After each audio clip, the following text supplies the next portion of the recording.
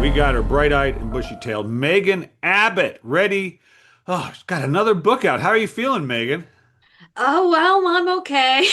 Yeah, Always okay. have that little butterflies Yeah. before publication, It's a good butterfly, though, isn't Yeah, it?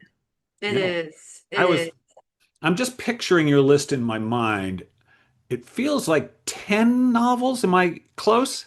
I can't believe this, but it's actually the El Dorado Drive is the 12th. Oh, I mean, Lord. I'm sort of shocking myself as I say that, but I counted them yesterday. Yeah. Hey, congratulations. And a nonfiction. Is one nonfiction? One nonfiction book too. That's Okay. right. So suspense, mystery No, crime. What do you it was essentially my dissertation. It's a study of hard-boiled fiction of the 30s and 40s right.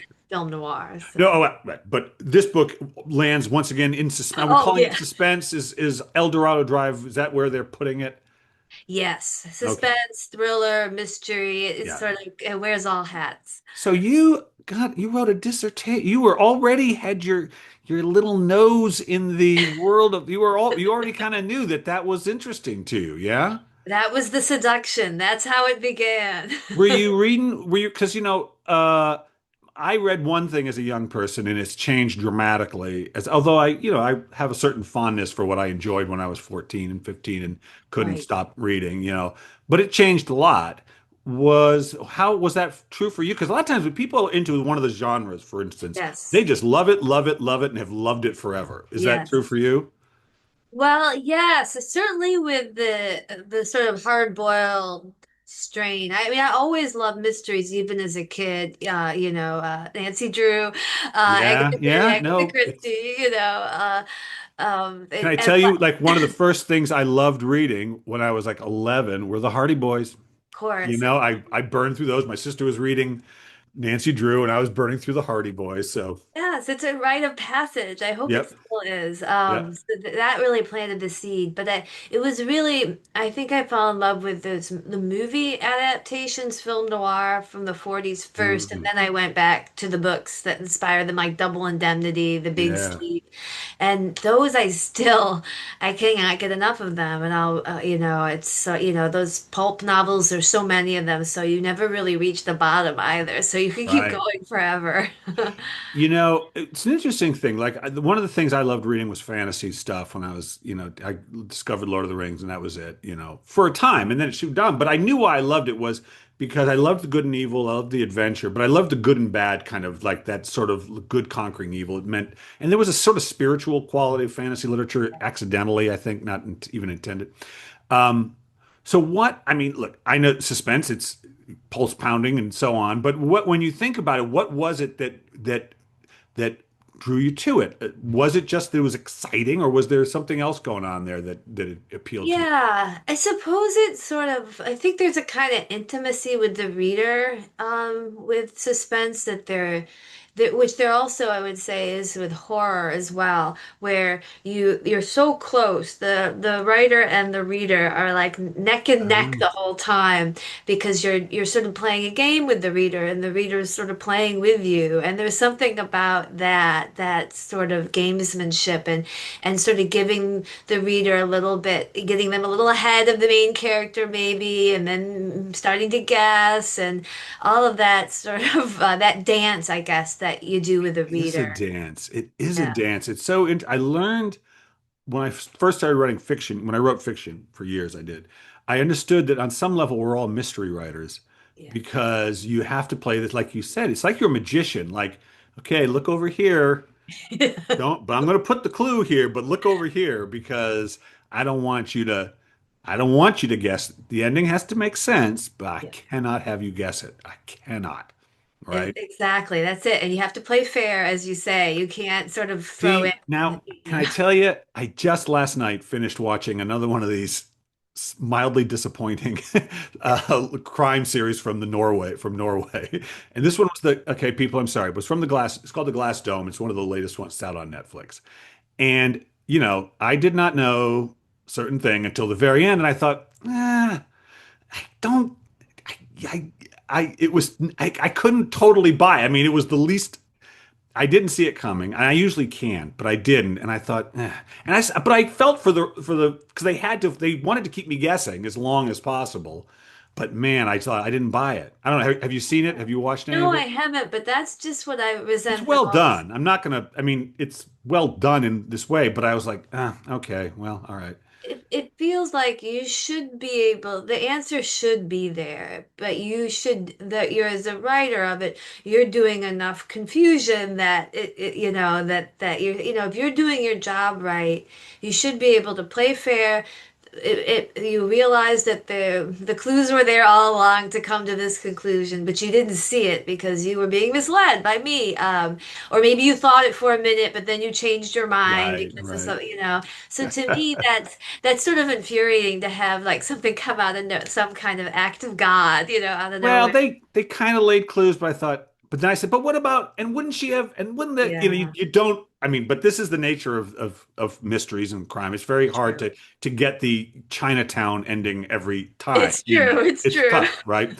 But so okay, so all right, so you're a young person, you just feel like you have been reading since you cracked your eyes open, but you loved mystery and suspense, and then you go to college and you write your district. So PhD or just master? Yes. Jesus Yes. Christ. Okay. So you get your PhD because you think you're going to be a teacher? You think I'm going to I go? thought I would be a professor. Yeah. Yeah, you kind of look like a professor. You could pull that off.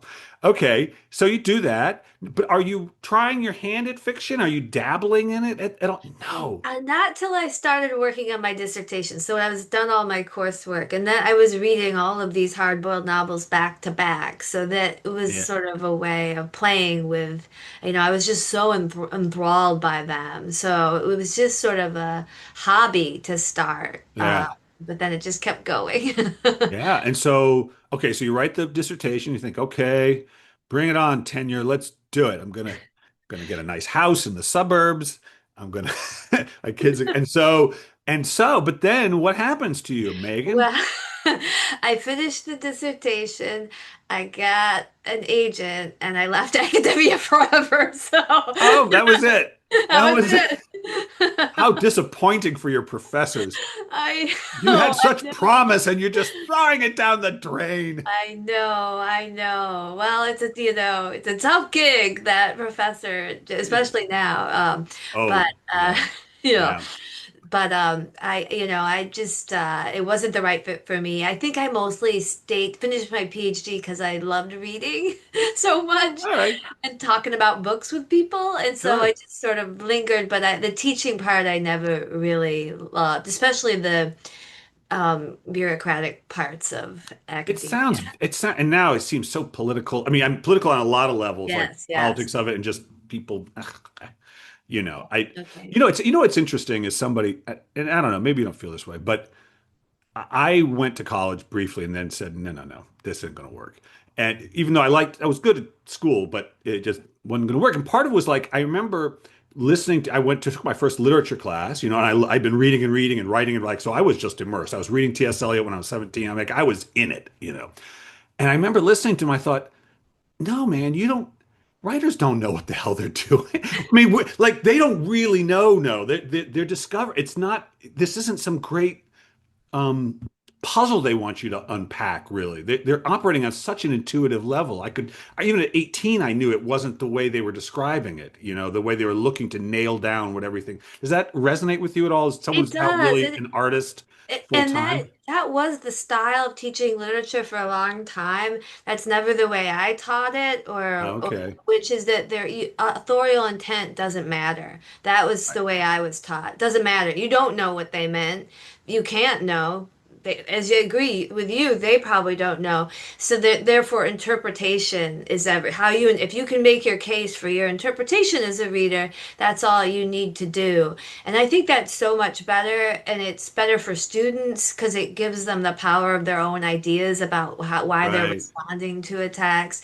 But I completely agree with you about we don't know what you're doing. I had an event last night, and someone pointed something out, like this repeated strain through my Right. novels that I Right. never noticed, and it was uncanny. I felt like I needed to go to my therapist the next See, but day. I got these guitars. I did release an album that, I got to put it out. My teacher was like, you got to put out an album. So I did. And I was like, I looked at it, once it was done, I was like, half the songs are about going home. I don't remember doing that. I can't remember. I had to keep mixing them all up, but it wasn't my intention. I wasn't thinking that. My favorite story around that was Jan Martel wrote The Life of Pi, if you remember. So that book went global, as he put it. And he met this woman at a signing, and she's like, "Oh, Mr. Martel, Martel, I loved your book. It meant so much to me. Thank you for writing such a great book about marriage." As you remember, it's about a kid on a boat with a tiger, and he's like, Yes. "Say what?" And she looked him squarely in the eye. She says, "I've been married, and that tiger is marriage." And he said, "Okay." Wow. He said, "Okay, fair enough." I love it. That's Right? what's so great about books. Just that. So, okay, so you published the book, and I guess your dissertation, and it must have done good enough for that kind of book that you thought to what did you publish it, or did you just try to publish it, or No, it was published, but that was really independent of writing novels because it's okay. academic books are really sort of Yeah, yeah, separate, yeah, yeah, yeah. category, and they, they very low readership. Though I still get royalties from that one You because do? people have read my crime novels, and I think they think that there's going Right. to be. I mean, they'll be very sorely Yeah, I disappointed. was gonna All say they're that. probably disappointed. I always tell them don't buy it because it's expensive too, because academic books are. I tell Yeah, them get it from the yeah, yeah, library. yeah, yeah. So it was separate, and it wasn't going to help me get my novel Okay, published. so It was you a start writing. So you said, you know what? Come on, Megan. Let's see. I got one cooking around in me. Or what was that like? Were you scared? Because once you study things, it's hard to make believe that you can be one of the people that you've been putting up on these pedestals a little bit. Yeah. completely, Yeah. completely. I always try, and I still think about this because I still write nonfiction. I write like film criticism, etc. Yeah. And I think the two parts, you have to keep the two parts of your brain separate. The analytical part and the intuitive, as you say, creative Totally. part. Totally. It's vital because you will destroy your writing. Your fiction will be awful if you're writing it from that standpoint. So somehow I've always been able to put them apart. They come from a different part of They my do. brain. The Yeah. creative part is more unconscious, right? It's coming Yeah. from. So that's always been key for me. So I never felt that, not yet at least. Yeah, well, it is really true. And this why when writers have sometimes are considered smart, I'm like, yeah, maybe not the way you think, though. I mean, some of them have a certain kind of academic, but smart's such a weird term, but really they're curious and Yes, intuitive more than anything else, I agree. and And I playful. think I think about that. Yes, and that curiosity so much because this event I was at last night with two other writers, and all we did was ask questions of people the whole night. Because what's your job? What do you do? Is you're always it's all copy, as Nora Ephron would say. Ah, that's what Nora Oh F. That I interviewed Nora Ephron, and man. she told me that story. I was like, that's a great story. I guess she had paraded that one around a little Yeah. bit. Yes. When it's good, man, It's that's a the good kind of one. thing a writer will do. Well, but it's really true. I do a lot of memoir teaching and writing, and so it is all copy. It is all a story, if you can remember it that way. And all you little writers sitting there, your brain always, especially you poor mystery suspense writers who have to write so damn many books. You can't wait 5 years to craft. You got not that you're not. This is a well-crafted book, but there's an expectation that they keep coming at a certain pace. I guess I also just don't have many hobbies, right? All Like, right. so it's really compulsive for me, and I do spend a lot of time on them. I just don't spend time on anything else. That's all right. Were you like my wife's a writer and an artist too, and except for all the normal stuff, we didn't have much of a problem with COVID in certain ways. The whole lockdown part was not an issue. I I was quite know. comfortable in that. It's such a weird thing, but it's the easiest for us, I think, of so many, because, we're so used to sitting alone all day Yeah, with our thoughts. yeah, that's fine. I mean, I got so much writing done, I Yeah, mean, even beyond the normal. So I know this is like the introvert of most writers, most, not all, but most are introverts of one degree or they another. are. But you Yeah. kind of have to be. Yeah. Don't you think? Because when you write, like I've spent a lot of time writing and talking about creativity and the writing process, and just because I think it's sort of mystical and well, I don't like the word, but I think there's something happening there that is more important than the story that we're telling, or is says something about life. And don't you? I mean, that place that you have to go to when you write, isn't it the best place you can possibly? Is there a better place you can go mentally than that? Because I can't think of it.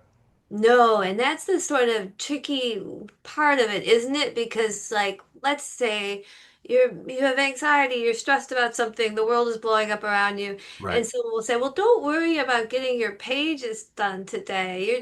This is an anxious time, but that's actually the only thing that will save me is to That's get right. into that headspace, and I will do anything to get in it. It's up short of like casting a spell. Because it's the sweetest space to be in, and it does, there's something addictive about that escape Yeah. into that sort of half conscious, half All right, unconscious. listen, I got a theory. I think you're not escaping reality. I think you're entering it. I think that state of mind we're in is what life or is, but we can't maintain it as we're distracted by the bright lights and Yes. noises of the world around us. I think that why it feels so good is we're really lining up with what the creative stream of life is at its core. What do you think? I completely Resonate? agree. Yes, it's sort of, I often tell people, because people will comment that my books have this heightened quality, and I Hmm. say that's because I write how it feels, not Yeah. how it is, quote unquote. Good. Good. Because Of not it's all subjective. We only course. experience the world through our crazy brains, and our tormented hearts, and Yeah. so it feels heightened.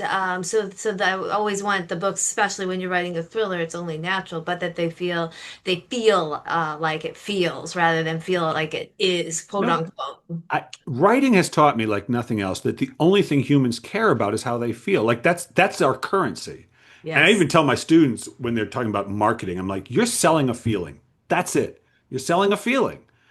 Don't think you're selling anything else. That's why people turn to your work of art is how it's going to feel it to be, how they're going to feel through it. So it's critical that that's what you're focused on.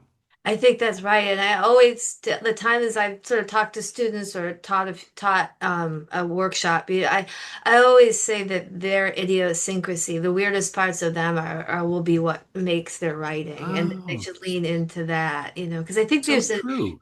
right because there's a this book is popular. I should write a book like this, or this book about writing tells me I should have this, and I don't believe in any of that stuff. I write about writing, but I never write books on writing. I write about how not to be afraid and how to Yes, care. exactly. That's because I always like don't. I was so weird, Megan, because I knew I wanted to be a writer, but I never wanted to take a writing class. I thought I do not want anyone getting in there, even though I teach it sometimes. But I thought I don't want anybody getting in there and monkeying around because I feel like when I'm on. I don't need anybody's help. Like when it comes, it's as, and I don't know how to make it come, but when it does, you can't teach me that. Right. Really? Does that make sense? It does, and I know some people take a lot of the workshops, but I find the critical nature of them, especially in MFA programs, can be Yeah. quite destructive because Yeah. they tend to have this energy towards one kind of writing that people should be doing or one kind of Yeah. book, Yeah. and if you don't fit in, for instance, as I certainly experienced this as a crime writer, but when I have students that would write sci-fi or fantasy, they would always be one who did that, and no one else had any patience for it Right. because they were writing the great American novel, quote unquote. So I think it can be very detrimental to a budding writer to have that kind of negativity. Oh, completely. And the thing is, I interview writers of all shapes and sizes and all the genres. And one thing that became clear, because I came from the sort of literary background, and that it has its biases. Let's Yes, be yes, honest. You know. yes, But okay, whatever, but everybody has their prejudices about things. But when I started interviewing everybody from romance writers, suspense writers, and science fiction writers, I realized, oh my God, we're all the same. We're all yes, the same. Like everybody's interest in their work feels the same, whether it's Jess Walter or Megan Abbott or some yes. or China Mieville, doesn't matter. Like we're all doing, it feels the same. And that was very reassuring to me. Or very, I don't know, lovely to me, actually. Yes, I think so too. I really, those genre distinctions all mostly feel meaningless to me. A Yeah. story is a story, and a good story. It's all marketing. It's all because they're trying to market. And I get it, but it's all Yeah. because of marketing. So people will know what they're buying, I guess. But Yes, yes. You have to put the book somewhere on the shelf. you do. They have to have some sense of like, why am I buying? But don't you? I just think, of course, you've got your readership now, and that's great. But I think word of mouth is still really how a book sells, unless the publisher goes bonkers with their promotion, which they tend not to, at least not with newer writers. It just seems Mhm. like it's word of mouth still. Don't, is that your experience from your Yeah, end? I think so. I think it's definitely, and I think the crime community is very tight, and Yeah. everyone's pretty supportive of one another, and that so a word of mouth really helps. And if you go to the big annual convention and you know, You go to do Thriller Fest. BoucherCon, but sometimes Thriller Fest, Yeah. always BoucherCon, and Maybe, I'm sorry. What's it called? Boucher? What's it called? BoucherCon, that's the big fan What? convention for Oh, crimes. Boucher? Yeah, so named after Anthony Boucher, who's a Okay. famous book critic of mysteries. So, Not uh, many of them, but okay. Oh, he okay. so yeah, so that's the big one. Thousands of people come. Right, right. You it's sort of so you get to know everybody, and that's how word of mouth. That not many people bought my first book, but I went to BoucherCon and I met so many people, and I think that Oh. really helped me. Oh, that's so BoucherCon is kind of like the Comic Con of suspense writers. It is, Suspense yes. writers. And where is it held? It changes every year. This year Ah, it's in New Orleans, so I'll okay. definitely Oh, be going. nice. Have you ever been? I've never been to New Orleans. Yes, I've been many times. I was just there last month. It's Oh, my favorite going place. back, going back. Uh, So what um, is your, all right, all right, so this is book fiction novel number 12 and they're all standalones, right? yes. Oh, okay. Okay. So, uh, I don't ask where ideas come from, but I'm always curious, like, how does something start? Because I think the way things start is so interesting. I think it's so cool the way you see something that you think could be something that I would never think would be something. And so, right? Right, So, right. And how, where did yeah, this one, where was the little germ for this one? it really was sort of noticing during the pandemic. I was noticing there was a real rise because I would see it on social media of money making ideas that were targeted specifically to women. And then I Right. started to read about, especially like suburban women, empty nesters, Yeah. that were getting involved because of a period of financial uncertainty. And then that sort of historically been the trend in moments of economic uncertainty. So it became a way to talk about women and their relationship to money. And so the book is about these suburban women who all are having these three sisters having financial problems. And they get involved in this club that's women supporting other women, an investment club, and that was sort of, and it became so much fun because I started to read about some of these real life ones and how Yeah. they operate and Yeah. their rules and Yeah. what happens when they get indicted. When they So- get indicted. Oh, okay. Yes, women and money is a good subject, I think, and not actually one, I don't think it's one that gets explored much, at least Right. certainly not in crime fiction, but I don't think just in general fiction either. But I That think it's was a my huge feeling. subject. Yeah, because I think it gets really tied up with issues of security and That's it. That's it. independence and Yeah. power and revenge sometimes. Yeah. And so it was, yeah, so it became a way to explore Well, that. when people they don't I used to answer the phone. I don't answer them. But when people call to try to get money from you, they learn not to talk to if there's a couple, not to talk to the wife. That they want to talk to the for whatever reason, they don't think she's going to give anything, but it's the and I was given money a lot more. I'm like, Amazing. how much were you giving? I was like, I just kept saying yes to these people. I don't do it anymore. But I don't know. So maybe, and I think it has to do with safety. I do think the issue of safety is Yeah. significant. No, I think that's right. And it has for all of us, men and women, really like childhood views about money, what in their house, what the Yeah. situation was is a Yeah. big factor. it's really hard to let go. I'm watching my mother-in-law.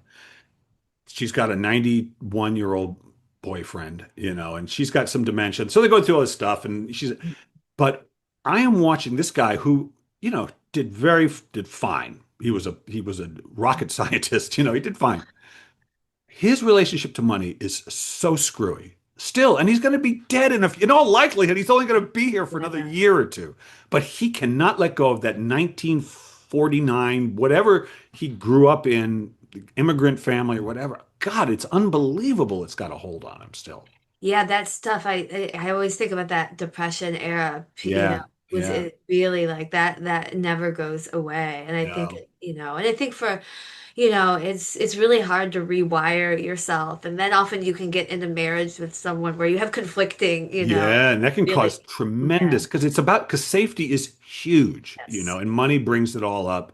it Because does. we have some investments, and when he who shall not be named Yeah. started his shenanigans with the tariffs, I was like, oh my God. I I was like, I know. said, I couldn't even look. I said, I'm not going to look, Jen. I don't even want to know because I know it isn't good.